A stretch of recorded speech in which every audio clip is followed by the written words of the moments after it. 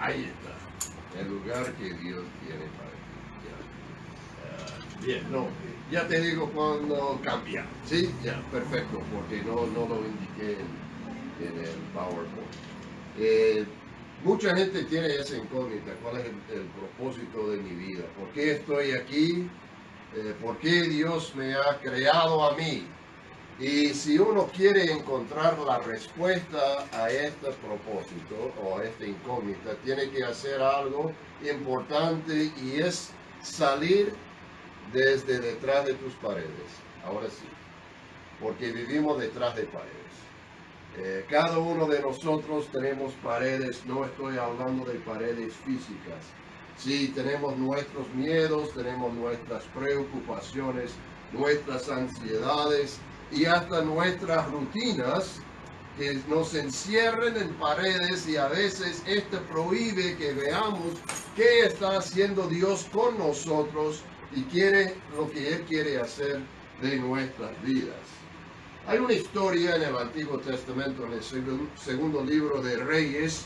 Después ustedes lo pueden leer en los capítulos 6 y 7, que la ciudad de Dios de Samaria fue sitiada por sus enemigos. Entonces eran los enemigos de Dios, y ellos, un sitio, no sé si ustedes conocen el tipo de guerra antigua, de que cierren la entrada y la salida, no dejen nada entrar a la ciudad y nada salir. La ciudad detrás de paredes, y no pueden entrar comida fresca ni agua. Y poco a poco la gente va muriendo de hambre.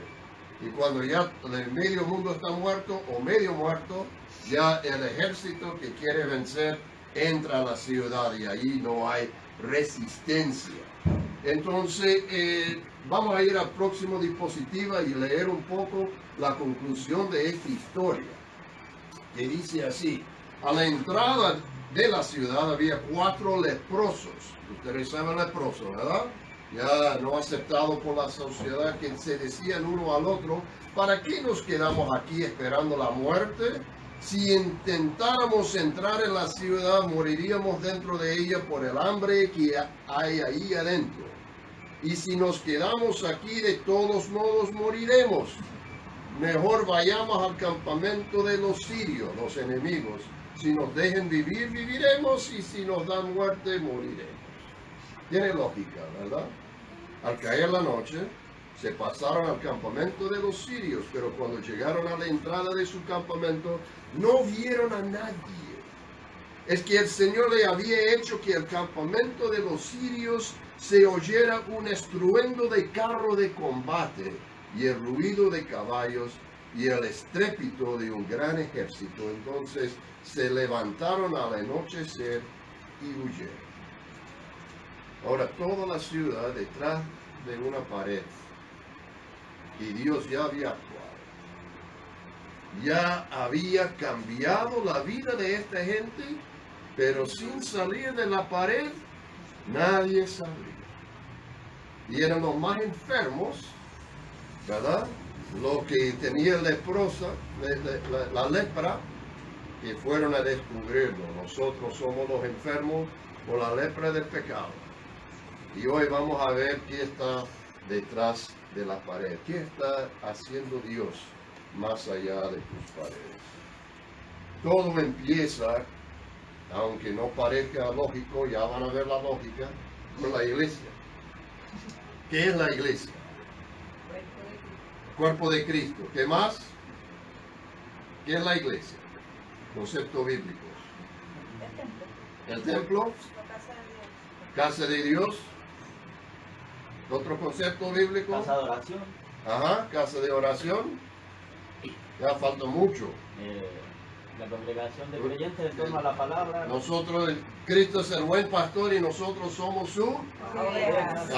Rebaño. ¿Sí? Bien. Dios es nuestro Padre y nosotros somos su Hijos. Ajá, que hijos de todo el mismo Padre es una familia, ¿verdad? Los que viven en las casas, cuando viven todos en un mismo lugar, se llama una comunidad, ¿verdad? O un pueblo, si es pequeño. Entonces, Una vecindad. un vecindario. Entonces la Biblia nos llama comunidad, pueblo de Dios, familia de Dios, casa de Dios, edificio que leímos en 1 de Pedro, el cuerpo de Cristo. Pero vamos a ver el diseño de Dios para la iglesia, porque la iglesia no es simplemente que decidimos juntarnos y ya. Ese tiene un programa. Vamos a verlo en el próximo, que es la iglesia. Ah, ya. Paso todo esto. Perdón. Ajá. La novia. La novia de Cristo. Bueno, ya vamos a ver en la próxima diapositiva. 1 de Pedro 2:10. Ajá.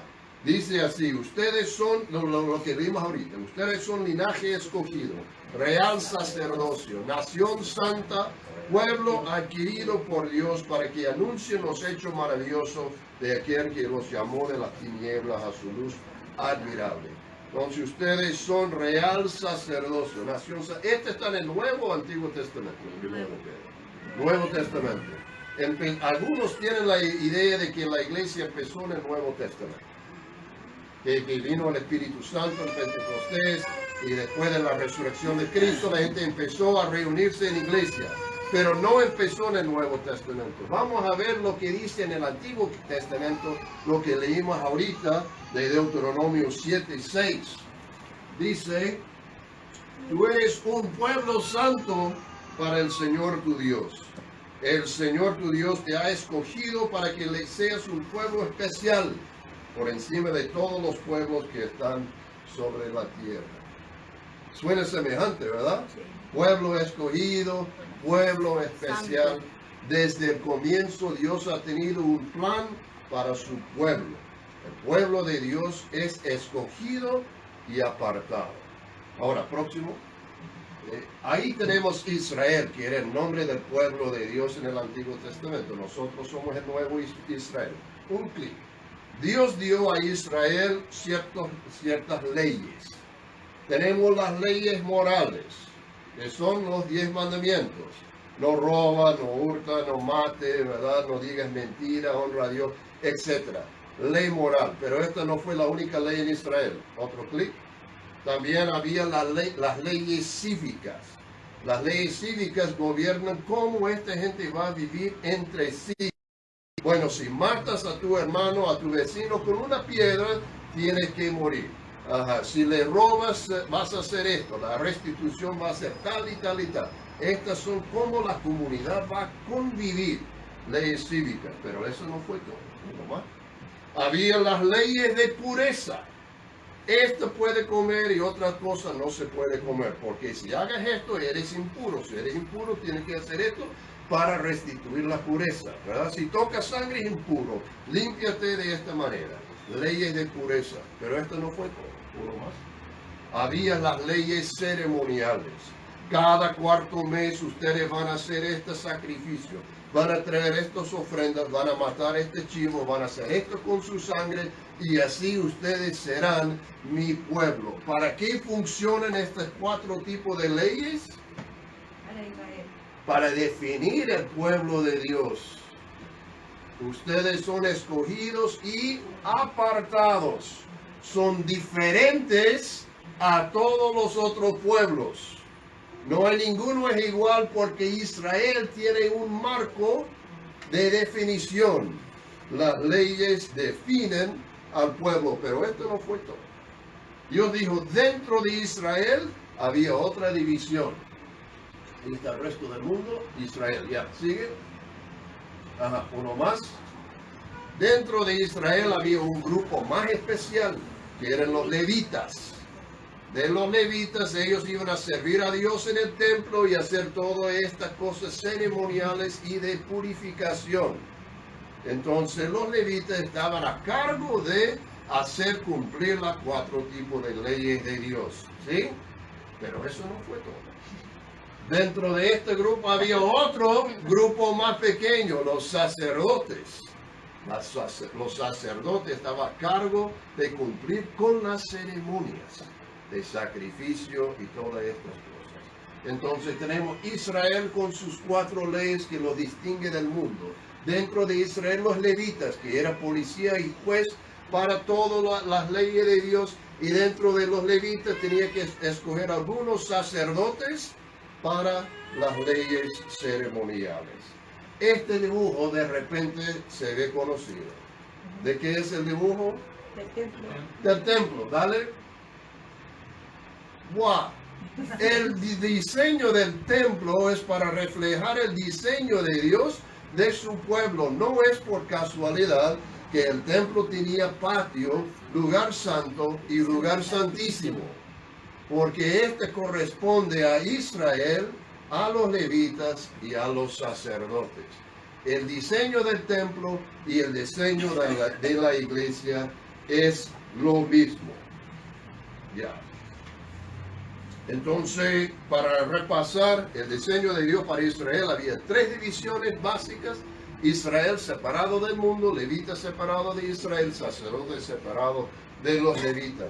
Y el diseño del templo y tabernáculo es el mismo diseño que Dios tiene, el mismo esquema que Dios tiene para su cuestión. Ahora ya tenemos el diseño de la iglesia, ¿sí? No, porque este no es el diseño final.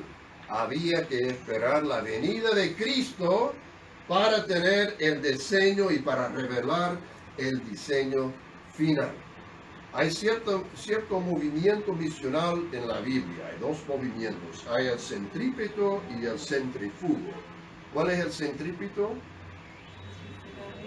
Desde afuera hacia adentro. El centrífugo de adentro para afuera. ¿El Antiguo Testamento cuál era? ¿Afuera para adentro? Sí. El que trae las naciones a Israel. Cuando vino Jesús, cambia la dirección. Es de adentro para afuera. ¿Cierto? ¿Por qué cambia con Jesús? Porque antes el diablo, como príncipe del mundo, no permitía que el evangelio se difundiera en otras naciones. Pero Cristo venció al diablo, mató a Satanás, y ahora el evangelio tiene libre curso en todo el mundo. Vamos a ver lo que dice en Lucas 10. Ajá.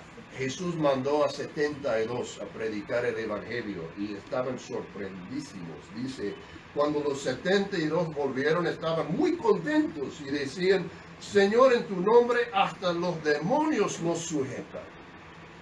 Y Jesús le dijo: yo veía a Satanás caer del cielo como rayo. El reino de Satanás termina y ahora el evangelio puede tener el movimiento centrífugo desde el centro para afuera. Por eso tenemos versos como estos que vas a ver. ¿Vale? Mateo 28. Por eso vayan y hagan discípulos en todas las naciones y bautízalas en el nombre del Padre, Hijo y Espíritu Santo. Y Hechos 1:8, ustedes serán mis testigos en Jerusalén, Judea, Samaria y hasta los confines de la tierra. Ya vemos el movimiento centrífugo, ¿cierto? Sí. Pero ¿qué tal del diseño de Dios para la iglesia? Vamos a ver, algo raro sucedió cuando Jesús murió en la cruz. Vamos a verlo. Marcos 15 dice: en este momento, cuando Jesús murió, el velo del templo se rasgó en 2 de arriba para abajo. ¿Por qué? ¿El templo estaba cerca al lugar de crucifixión? No estaba cerca. ¿Alguien lo presenció? Es que todo el mundo estaba viendo el espectáculo de Cristo siendo crucificado. ¿Quién habrá presenciado esto? ¿Hizo un gran ruido? No. Simplemente el velo se rasgó de arriba para abajo. ¿Por qué? Porque cuando Cristo se sacrificó, ya no hay necesidad de un sumo sacerdote. Cristo es el sumo sacerdote.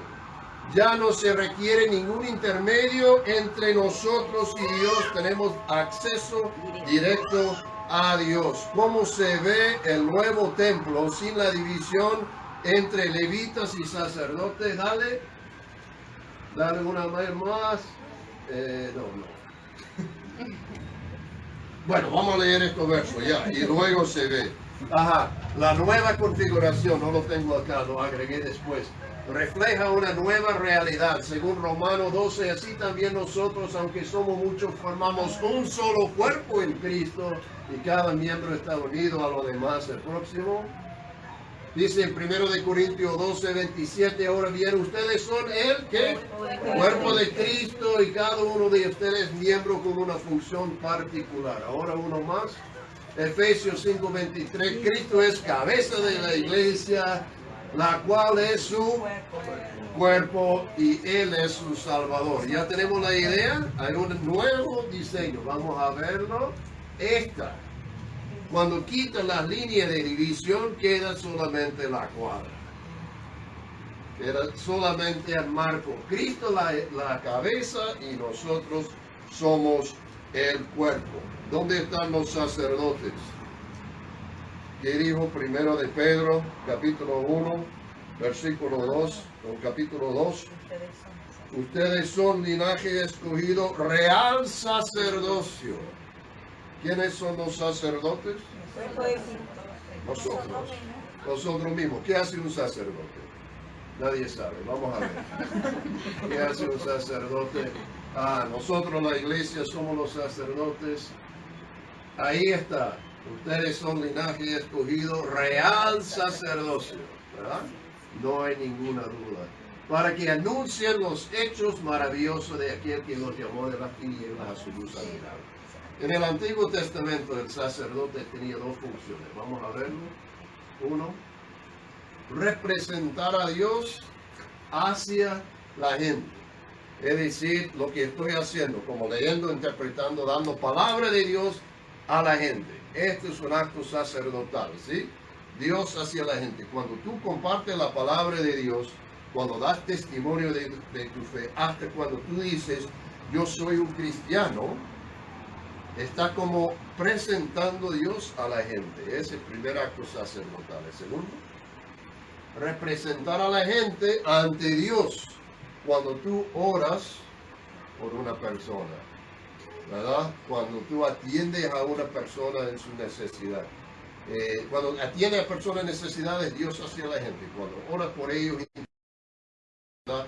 Y traes sus necesidades a Dios por ellos, está haciendo la otra cosa. Los sacerdotes entonces anunciaban la palabra de Dios en el Antiguo Testamento y hacían sacrificio, así, direccional así y así.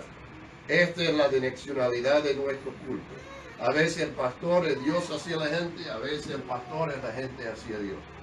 Y nosotros como sacerdotes tenemos este mismo ritmo de vida, porque comunicamos la palabra de Dios a las situaciones reales de la gente en nuestro alrededor. Compartimos el perdón que Dios nos ofrece, intercedemos en oración. Este es el trabajo sacerdotal. ¿Qué viene próximamente? El corazón del asunto es este. ¿Cómo te percibes a ti mismo? ¿Cómo te defines a ti mismo? ¿Cuál es tu autoimagen? ¿Te defines por tus relaciones familiares? ¿Te defines por tus hijos? ¿Te defines por tu trabajo? ¿Te defines por tu pasado? Debemos definirnos en cuanto a nuestra relación de Dios, con Dios, y nosotros somos ¿qué? Sacerdotes. Ajá, vamos a decirlo todo porque ya no están cachando. Nosotros somos los sacerdotes al mundo. Tenemos que admitir, muchas veces no nos definimos como sacerdotes al mundo, nos definimos según otros criterios. Porque yo puedo verme a mí como esposo, como padre, como abuelo, hasta como pastor, ¿verdad? Pero difícilmente me considero sacerdote. Somos sacerdotes negligentes. Encontramos nuestro propio camino en el mundo. Buscamos el sentido de la vida sin vivir según el diseño de Dios. Y como resultado estamos corriendo como ratas en un callejón, viviendo vidas sin gozo y sin propósito. El sacerdote se preocupa por su rebaño. ¿Cuál es tu rebaño? No, ustedes son sacerdotes. ¿Cuál es tu rebaño? El mundo. El rebaño es el mundo. Esta es nuestra congregación. Pero ¿cuántas veces tenemos actitudes tales como esta? Les voy a decir, estas son cosas reales que personas me han dicho a mí como pastor. Cosas reales. Lo anoté a través de los años. Pastor, la gente sabe dónde estamos. Si quieren saber de Dios, pueden venir en cualquier momento. Me lo han dicho. Pastor, la gente incrédula ya ha rechazado a Dios. Por eso no son cristianos. Me han dicho, es el trabajo del pastor traer nuevas personas a la iglesia. Y algunos pastores me han dicho, es el trabajo de los miembros traer nuevas personas a la iglesia. También me han dicho, en Chile, mis amigos ya saben que voy a la iglesia, pueden venir conmigo si quieren. No hablo de mi fe porque no quiero obligar a nadie. Estos son dichos que revelan una ignorancia masiva en cuanto a la condición del alma perdido. 9 personas de 10 personas en el mundo, 9 no pueden verbalizar el concepto central de la fe cristiana, que Jesucristo vino y murió y resucitó para perdonar sus pecados. 9 de 10 no saben esta realidad. Según la sociedad que distribuye y traduce la Biblia, 50% de la población del mundo, 50%, 5 de 10, la mitad de la gente, cada otra persona que tú conoces, nunca ha leído ni una palabra en la Biblia. Ni una. Y tú dices, no vienen porque ya han rechazado a Dios. ¿Cómo pueden rechazar algo que no conocen? ¿Cómo puede uno entonces rechazar a Dios si no lo saben? Si no lo conocen. ¿Cómo puede una persona querer acompañarte a tu iglesia cuando no sabe de qué se trata? La iglesia está diseñada para ir al mundo. ¿Y quién debe ir? Nosotros, tú y yo, pastor e iglesia. ¿De qué manera cambiaría tu vida si tú empezaste a considerarte como sacerdote al mundo? De verdad, hay solamente 2 maneras de vivir como cristianos. Podemos vivir detrás de nuestras paredes. ¿Te acuerdan de las paredes? Física, emocionales, miedos, psicosis, ansiedades, preocupaciones, rutinas y cualquier otra cosa que nos encierra. O podemos, como los leprosos, salir un poco. Quizás me van a matar, pero puede ser que no. Encontraron los leprosos cuando salieron de sus paredes que Dios ya estaba trabajando. ¿Qué tenía que hacer ellos, los leprosos? Nada. No tenía que hacer nada. Simplemente no quedar donde estaban. Así es Dios. Dios no pide que tú hagas nada. Solo que te abrieras los ojos un poco a ver qué está haciendo Dios. La gran alegría de vivir como sacerdote de Dios es que no depende de nosotros. Nosotros no somos los que hacemos las cosas, es Dios. Una vez que salimos de detrás de nuestras paredes, podemos ver qué está haciendo a Dios. No tendrás que ir tocando puertas buscar a la gente, porque Dios te va a traer la gente.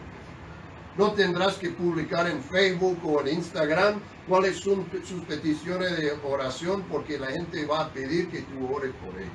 No vas a tener que ir a buscar al necesitado, porque Dios pondrá al necesitado en tu camino. Dios ya está trabajando fuera de nuestras paredes. Y lo mejor de todo es que Él ya sabe quién eres. Él conoce tu personalidad. Él sabe si tú eres extrovertido, una persona extrovertida e introvertida. Él sabe cuáles son tus fortalezas y debilidades. Él te conoce. Y aún conociéndote, te eligió a ti para que le sirvas a Él. Vivir como un sacerdote significa eso, solo ir más allá de tus paredes y ver qué está haciendo Dios en el mundo. ¿Qué ha colocado Dios para ti? Vamos a ver este verso. Dime, ¿qué significa este verso? Sigue todo esto. Este solo. ¿Qué significa esto? Nosotros somos hechura suya. Vamos a leerlo juntos. ¿Listos? 1, 2, 3. Nosotros somos hechura suya. Hemos sido creados en Cristo Jesús para realizar buenas obras, las cuales Dios preparó de antemano para que vivamos de acuerdo con ellas. Y Dios preparó de antemano. ¿Qué más significa esto? Hay un solo sentido que hasta el niño más sencillo lo puede entender. Dios tiene algo preparado para ti. Solo saliendo de tus paredes verás que en esta semana tengo un desafío para ti, ¿vale? Tiene 2 partes. Orar cada día por algún amigo conocido tuyo que no cree en Jesucristo como Señor y Salvador. Orar, nada más. Oro cada día por Marcelo, ¿verdad? No, él ya cree. Voy a orar por otro. Ahora, puntos extras y digas a la persona que estoy orando por ella. Ya. Parte B. Estar atento a los acontecimientos en tu vida durante la semana para ver si puedes identificar una buena obra que Dios ha preparado de antemano para ti. Solamente estar atento. A ver, ¿qué ha Dios dejado en mi camino en esta semana? Decir a alguien que eres un cristiano, compartir algo que tú has aprendido de Dios, ayudar a alguien con alguna necesidad, compartirle un folleto, cualquier que sea. Vamos a ver qué hay en esta semana. Esto lo voy a enviar por WhatsApp, ¿sí? Al grupo. Si no estás en el grupo WhatsApp, entonces ya debería inscribirte. Bien, uno más, creo que es de fin. Así, vivir al máximo empieza con asumir nuestro papel como sacerdotes en el mundo. Que Dios nos permita hacerlo en el nombre de Cristo Jesús. Amén.